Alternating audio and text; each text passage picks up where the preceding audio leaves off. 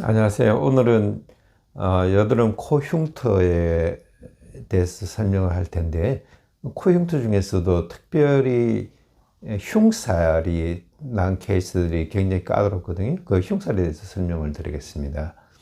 지금 보시는 사진은 흉살 중에서도 아주 심한 흉살이 생긴 케이스인데, 초기에 염증만으로는 이런 흉살이 잘 안 생기게 됩니다. 흉살이 처음에 생길 때는 반복해서 염증이 생기면서 흉살이 생기게 되는데, 흉살을 치료하기 위해서 여러 가지 우리가 치료법을 선택할 수가 있는데, 그 중에서도 이제 특히 MTS나 플락셀 같은 거는 같은 치료 중에서도 이렇게 튀어나온 흉터 케이스가 있을 때는 굉장히 악화를 시킵니다. 그래서 지금 이렇게 악화가 됐을 때는 치료가 까다롭긴 하지만은 여러분 치료를 통해서 개선하면 거의 처음과 비슷한 정도의 흉살 개선 효과는 볼 수는 있습니다. 그런 치료 전 사진인데, 특히 여기 흉살을 보시게 되시면 흉살 옆에 큰 흉터들이 한 3, 4개 보일 겁니다. 그렇게 큰 흉터가 생긴 거는 이 구멍 하나하나가 깊숙한 곳에서 염증이 많이 생기면서 아주 반복되는 염증이 생겼다 가라앉았다, 겉으로는 드러나지 않더라도 이런 반복을 통해서 안에서 그 흉살이 조금씩 늘어난 것이 많이 높아지게 됩니다. 주변보다.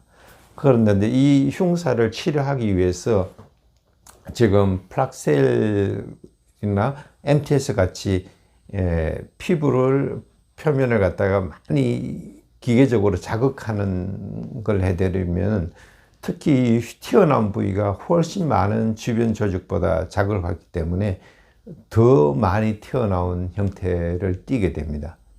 처음에는 좀 부어서 잘 모를 수가 있지만 시간이 갈수록 더 많이 자라는 걸 알 수 있게 됩니다.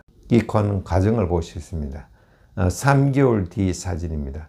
여전히 흉살 부위가 높긴 하지만은 한 30% 정도는 줄어든 걸 보이고, 모공도 한 20-30% 정도 줄어졌지만 여전히 굉장히 높은 상태를 보이고 있습니다. 그 다음 사진을 보시면 거의 흉살은 거의 한 70% 이상 줄어들었지만은 모공도 한 50% 이상 줄어든 상태를 볼 수 있습니다. 사진은 거의 흉살도 한 20% 정도 남아있게 되고요. 모공들은 그래도 한 30% 정도 남은 상태가 됩니다. 지금 이렇게 사진에 보시다시피 흉살의 우리가 제거하는 것은 많은 시간이 걸리게 됩니다.